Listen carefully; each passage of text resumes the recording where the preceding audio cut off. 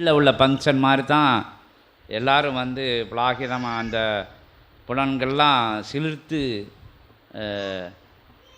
அலைஞ்சாங்க. அவங்க வீட்டில் கூட எங்கள் ஊரில் கூட இப்படி விழாவை அந்த கிராமங்களில் நடக்கும்ல, பொங்கல் விழான்னு சொல்லக்கூடிய விழா, இங்கே பொங்கல் விழான்னு சொல்லுவோம், கொடை விழான்னு சொல்லுவாங்க.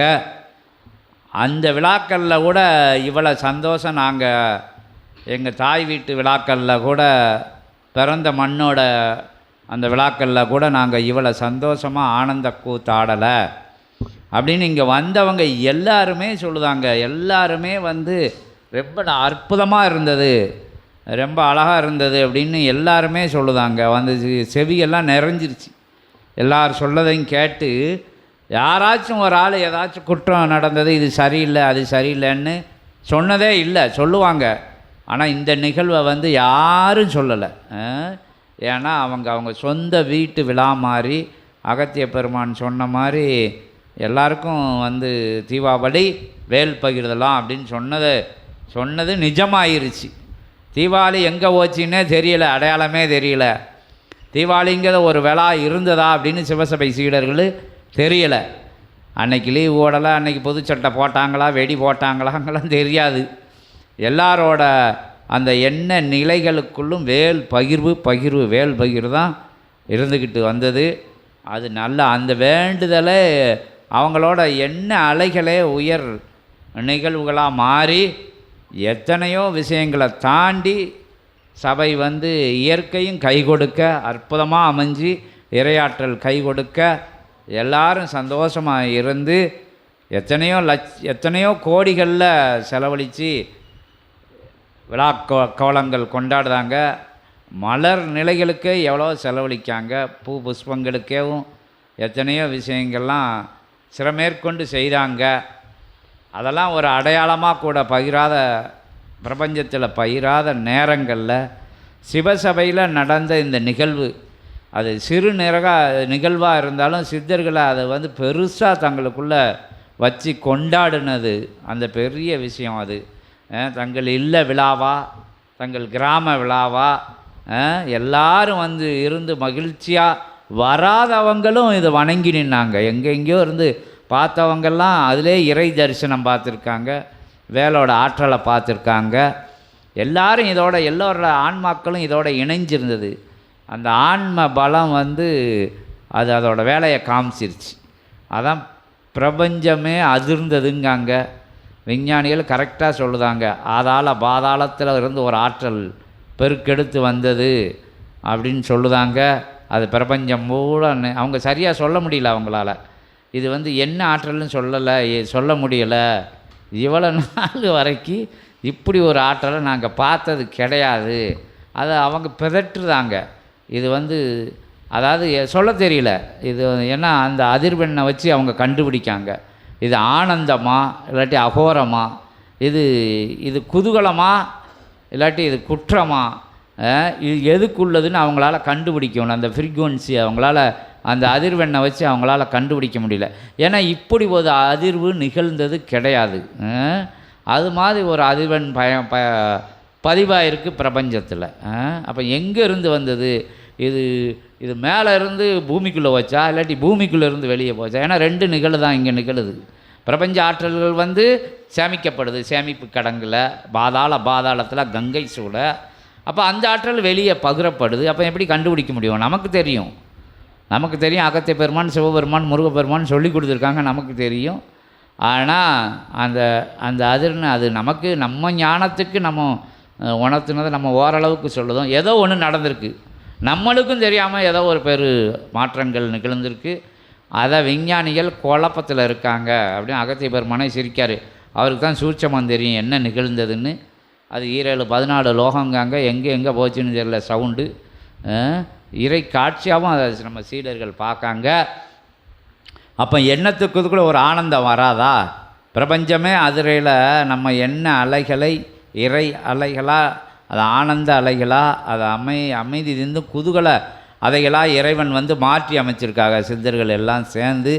அதனால தான் இங்கே பார்க்காத விழாக்களாக, பார்க்காத மால், அதாவது என்ன நம்ம பார்க்கக்கூடிய பிஸ்னஸ் மால்னு சொல்லுது, அங்கே இல்லை வண்ண விளக்குகளாக எங்கேயோ குளிர் பிரதேசத்துக்கு அங்கே இங்கே போகிறோம், மேலே இருந்து குதிக்காங்க, அந்த டைவு இந்த டைவுன்னு சொல்லுதாங்க.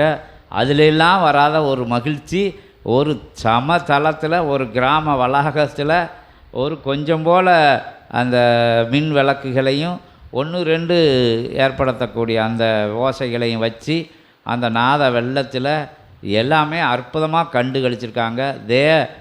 தேவலோக விழாவாக அது நடந்தது. இந்திர விழான்னு கேள்விப்பட்டிருக்கோம், அந்த விழா இங்கே நடந்திருக்கு. அன்னைக்கு எல்லாரோடைய மனசுக்குள்ளேயும் அது நிறைவாக பதிஞ்சிருக்கு. அதை நினைக்கல சந்தோஷமாக இருக்குது. எல்லாரோட சந்தோஷத்தையும் அகத்திய பெருமான் திருவடியில் சமர்ப்பணம் செய்து அத்துணை நிலைகளும் அகத்திய பெருமான் ஒருவரால்தான் அப்படின்னு அவர் திருவடியில் சமர்ப்பணம் செய்து அவரோட கணங்களெல்லாம் மகிழ்ச்சியாக நின்றன. யுகமாற்றம் தொடங்கின நிகழ்வை நம்ம சீடர்கள் கொண்டாடிட்டாங்க. சூட்சமத்தில் அது பிரபஞ்சம் கொண்டாடின மாதிரி ஆயிடுச்சு ஒரு நிலை. அதையெல்லாம் நிறைவாக இருந்தது. எல்லாரும் நிறைவாக பயணிச்சியே இன்னும் அதில் இருந்து வெளியே வர முடியலன்னு சொல்லுதாங்க. வெளியில் இங்கே வந்துட்டு போன சீடர்கள் பார்த்தவங்க வர முடியலையேன்னு கவலைப்படுதாங்க. நான் அடுத்த வருஷம் நாங்கள் வந்துடுவோம், கட்டாயம் வந்துடுவோம் அப்படின்னு சொல்லுதாங்க. அடுத்து சிவசபையோட அடுத்த விழா எப்போ அப்படிங்காங்க. இங்கெல்லாம் நாங்கள் அதை பார்த்துக்கிடுதோம் இதை பார்த்துக்கிடுதோம், இப்போமே ஒளிப்பதிவை நான் பண்ணிக்கிடுதேன், அதுக்குள்ளான விஷயங்களை நான் பார்த்துக்கிடுதேன் அப்படின்னு சொல்லுதாங்க. எல்லா மனுஷங்களுக்குள்ள மாற்றங்களை நிகழ்த்தியிருக்கு. கிராம வளாகங்கள்லையும் மாற்றங்கள் நிகழ்ந்திருக்கு. ஊர் பல செழுமை ஆயிடுச்சு அப்படிங்கிற வார்த்தை நிலைகள் சிவசபையோட செவிகளில் கேட்க முடியுது, உணர முடியுது அப்படின்னு சொல்லி மொத்தத்தில் இது இறை நிகழ்வாக இருக்கும் பட்சத்தில் மட்டும்தான் இவ்வளோ நிகழ்வும் இவ்வளோ சந்தோஷ நிகழ்வும் மனுஷனால் நிகழ்த்தப்பட்ட நிகழ்வுகள். ஒரு கல்யாணமோ என்ன கல்யாணம் இதோட கோலாகலமாக கொண்டாடுதாங்க, மலர் அலங்காரங்கள் பண்ணுதாங்க, இதோட வாத்திய நிலைகள் கொண்டு குவிக்காங்க, இதோட வேடிக்கை நிலைகளெல்லாம் போட்டு கோடிக்கணக்கில் செலவழிக்காங்க. அங்கெல்லாம் பார்த்த நிறைவு இல்லாது இது இறை விழாவா, இறை மகா விழாவா, பிரபஞ்ச விழாவா, பிரபஞ்சமே இங்கே குவிஞ்சிருந்திருக்கு. அப்போ ஒவ்வொருத்தருக்குள்ளேயும் சித்தர்கள் தேவர்கள் அகத்திய பெருமான் சிவனூரில் சொன்ன மாதிரி எல்லாருக்குள்ளேயும் தேவ சித்த கணங்கள்லாம் போய் கும்மாளம் போட்டிருக்கு. அதாவது அவங்கள மகிழ்ச்சியாக வச்சுருந்துருக்கு. அப்போ அவங்களோட பயணிச்சிருக்கு. அவங்க இந்த எல்லையை விட்டு தாண்டி போகல, அவங்கள விட்டு இறங்க முடியாமல் சித்த சிவகணங்களெல்லாம் வேல் முடியாம முருகப்பெருமான் போன மாதிரி அவங்க தேவத்துக்குள்ளேயும் சித்தர்கள் தேவர்கள்லாம் பயணிச்சிருக்காங்க. அவங்க சிவசபையை உயர்வாக எண்ணி நிற்கிற பட்சத்தில் அவங்களுக்குள்ள அந்த தேவ சித்த கணங்களோட அந்த ஆனந்தம் திளைத்திருந்திருக்கு. யுகமாற்றம் நிகழப்போகுது, யுகமாற்றம் நிகழப்போகுது, கலியுகம் மடியப்போகுது, தர்மயுகம் மலரப்போகுதுன்னு எத்தனை யுகமாக காத்திருந்ததோ கணங்கள் அதெல்லாம் நம்ம மானிட தேகத்துக்குள்ளே முளைஞ்சதுனால ஒரு அற்புதமான அத்தகைய ஆனந்த நிலை பரவி நின்றுக்கலாம். அப்படிங்கிற சூட்சமத்துக்குள்ளே இருந்து சூட்சமத்தை எடுத்து அது அகத்தியர் உணர்த்த அது உங்களோட பகிர்ந்து அந்த இறை கணங்கள் நீங்கள் இறை சித்த சபையை முழு நிலையில் முதல் நிலையில் வச்சு வரும்போது அந்த கணங்கள் இறங்காமல் உங்கள்கிட்ட அந்த ஆனந்த நிலைகள் பரவி நிற்கும். அடுத்து வரக்கூடிய அது என்னது, அடுத்தடுத்து வரக்கூடிய ஒவ்வொரு தினங்களும் வேல் பகிர்வு தினங்களாக சிவராத்திரி பெருநாளில் அது பெரு நிறைவு பெற்று அது மாதிரி நிறைவு அடுத்தடுத்து வரக்கூடிய விழாக்கோலங்கள்லாம் இந்த சபை உயர்வான இந்திர விழாவாக கொண்டாடக்கூடிய நிகழ்வாக அடுத்த வருடம் நடக்கக்கூடிய விழா இதோட இயல்பில் சூட்சமத்தில் பன்மடங்கு இப்போ உங்கள் லட்சம் கோடி கணங்களெல்லாம் இங்கே கூஞ்சிருச்சு. எல்லா லோகங்கள்லையும் இருந்த ஆற்றல் வந்துருச்சு. இயல்பில் இன்னும் இதோட பெரு விழாவாக வருங்காலங்களில் அங்கங்கே கிளைச்சபைகளையும் இப்படி வேல் பகிர்வு விழாக்கள் நடக்கிறதுக்கு அகத்திய பெருமான்கிட்ட நம்ம இது பண்ணி உலகம் பூரா இப்போ சிங்கப்பூர் மலேசியா இருக்குன்னா அந்த தேசங்கள்லையும் இங்கே சிவசபையின் வெளிப்பாடாக விழா அந்த வேல் பகிர்வு விழா இதன் தொடக்க நிகழ்வாக இப்போ எங்கெல்லாம் இப்போ சூரசம்கார நிகழ்வு நடைபெறுதோ அது மாதிரி சிவசபையினோட கிளை பிரதேசங்களில் உள்ள கிளை சபைகளையும் வேல் பகிர்வு விழா நடக்கணும் அப்படிங்கிற அந்த எண்ண நிலையை அகத்திய பெருமான் திருவடியில் சமர்ப்பணம் செய்து எல்லாரும் சிவசித்த மகா உயர் பிரபஞ்ச மகாசபையின் உன்னத வழியிலே உயர் யுக மாற்றத்தை காண ஆவலாக இருக்கணும் அப்படிங்கிறத தெரிவித்து அகத்தியத்தை ஜெகப்பிரபஞ்சத்தை வடிவமைத்து அமர்ந்த அற்புதமான ஆற்றலை திருவடி பணிந்து அவர் திருவடியிலே சமர்ப்பணம் செய்வோம். ஓம் அகதீஷாய நமக, ஜெகதீஷாய நமோ நமக.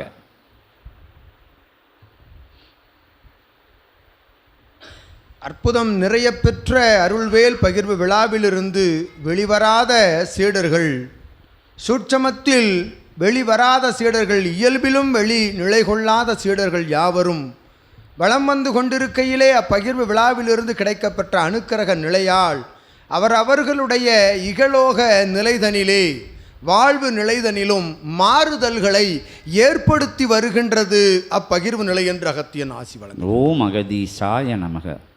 அவர்களுடைய கர்ம நிலை வினைகளாகும் அவ்வேளின் மூலமாக உள்ளுக்குள் இருந்து எழுகின்ற வினாக்களுக்கு இவ்வேள் ஞான வேளாக மாற்றம் பெற்று உள்ளுக்குள் ஞான நிலையும் பகிரப்பட்டு உரைக்கின்ற அகத்தியன் உரை சிவமகா வாழைசித்தன் இறை கணங்களினுடைய ஆசி உரைகளில் உரைக்கக்கூடிய ஞான உரைகளை கேட்டு ஞான நிலை அது உயர்கின்ற பொழுது அவ்வேள் பகிர்வு விழா என்பது வெற்றியடைந்து கொண்டிருக்கின்றது என்று அகத்தியன் ஆசி வழங்கும். ஓம் அகதீஷாய நமக. அந்நிலை ஒவ்வொரு சீடர்களது இல்லம் தனிலும் அது அவ்வேள் அதன் பணியை ஆற்றி கொண்டிருக்கின்றது. அவ்வாறு ஆற்றுகின்ற பணியின் நிறைவு என்பது ஒரு முழு நிறைவாகவே அமையும் என்று அகத்தியன் ஆசி வழங்குகின்றோம். ஓம் அகதீஷாய நமக. நல் நிறைவாக, நல் வினை கொண்ட நிறைவாக அது நிறைவேறும் என்று அகத்தியன் ஆசிகள் வழங்கி மகிழ்கின்றோம். ஓம் அகதீஷாய நமக. அப்பழுக்கற்ற சரணாகதி நிலையின் மூலமாக ஒவ்வொரு சீடனும் ஒவ்வொரு சீடர்களும் அவரவர்கள் உள்ளுக்குள் இருந்து எக்குறையும் கூறவில்லை எனில் அது அவரவர்களுடைய சொந்த விழா என்று அகத்தியன் உரைக்கின்றார். ஓம் அகதீஷாய நமக. இது எங்களுடைய விழா, இது சித்தர்களின் விழா, சிவசபையின் விழா, அகத்தியன் விழா, சிவமகா வாழைசித்தனுடைய விழா, ஏன் சிவமே ஏற்று நடத்துகின்ற அற்புத விழா என்று ஒவ்வொருவரும் அவ்வேல் பகிர்வு விழாதனிலே தன்னுடைய விழா என்று ஏற்று நிகழ்த்திய அற்புத நிலைக்குள் இருந்த யாவரும் அதில் நிறைவு கண்டார்களே ஒழிய எக்குறையும் காணவில்லை என்ற அகத்தியன் ஆசி வழங்குகிறார். ஓம் அகதீஷாய நமக. குறை என்ற வார்த்தையே எம் சீடர்களினுடைய இலக்கணத்தில் அகராதியில் இல்லை என்று அகத்தியன் உரைக்கின்றார். ஓம் அகதீஷாய நமக. சிவசபையை நாடி வருவோர்களுடைய இகலோக நிலை, அதன் வாழ்வு என்பது அற்புதமாக மனநிறைவு, தன்னிறைவு, எத்தகைய தேடுதல் நிலையில்லா நிலையில் தன்னிறைவு பெறுகின்ற பொழுது தேடாத நிலையெல்லாம் உமை தேடி வரும் என்ற அக்கூற்றின் உண்மையின் அடிப்படையில் அகத்தியன் ஆசி வழங்கி மகிழ்கின்றோம்.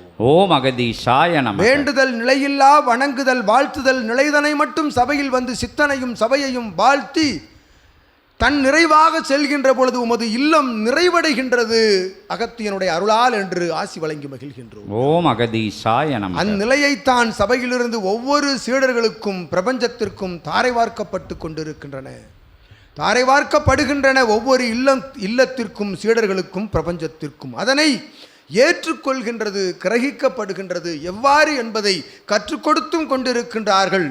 உமக்கு கனியையும் கொடுத்து அதனை உரித்து உமது திருநாவிலுடைய அந்நிலையில் ஊட்டுகின்ற அற்புதமான நிலையை சித்தன் அருகிலிருந்து கண்காணித்து கொண்டிருக்கின்றான் என்று அகத்தியன் உரைக்கின்றான். ஓம் அகதீஷாய நமக. ஞான கணிதனை பரிசாக வழங்கி கொண்டிருக்கின்றான். மானிடர்களே பிறந்த பிறவி எதற்காக?